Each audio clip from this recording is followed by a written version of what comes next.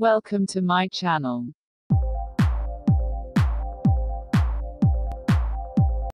Sound of falling water in the bucket keeps changing. Why? Ever noticed when we fill water in a bucket the sound changes at every moment? Answer. On filling a bucket with water, the empty space above water starts decreasing. This causes the air column above the water to change and thickens. This changes the pitch frequency of the sound waves produced. Hence, the sound keeps changing.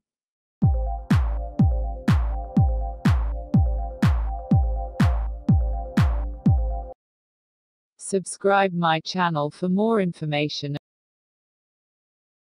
This scientific guidance and interesting facts improve your knowledge. Ask me your questions in the comment section. Thank you.